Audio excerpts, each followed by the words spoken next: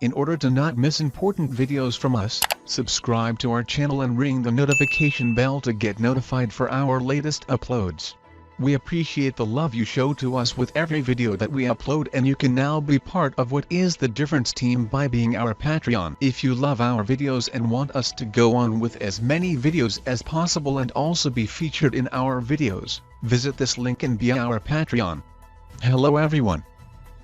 In today's episode we will show you the difference between a pandemic and an epidemic disease, with all the focus on the new coronavirus disease. You may hear some confusing and even misused terms. Epidemic and pandemic are just two of the words used frequently in news stories about the disease. They're not the same thing. What is an epidemic?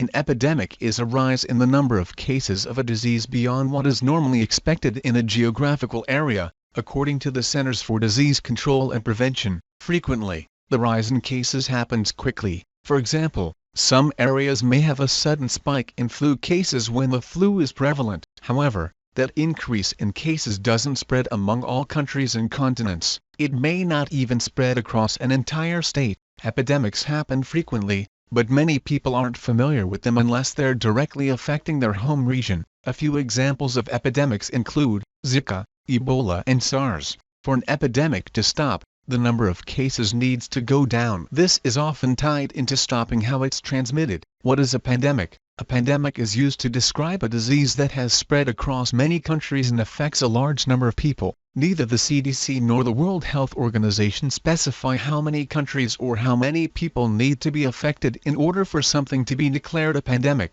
We assume with a pandemic that everyone can be potentially exposed, says Dr. Andres Romero, an infectious disease specialist. Before a disease becomes a pandemic, it has to reach a few other levels. Here are those levels. In increasing severity, according to the CDC, sporadic, used to describe when a disease is happening infrequently and irregularly. Endemic, or something that's a constant presence in a geographic area. For instance, there are tropical parts of the world where the mosquito-borne infection malaria is endemic. Epidemic, which is a sudden increase in the number of cases and is more than what's expected for an area. Finally, there's pandemic, such as the coronavirus we are facing now. A previous example of a pandemic is the Spanish flu in 1918. Just like with an epidemic, a pandemic is over when the high number of cases diminishes. Making the decision to say that a pandemic is no longer present can be difficult. You have now learned the differences between a pandemic and an epidemic disease.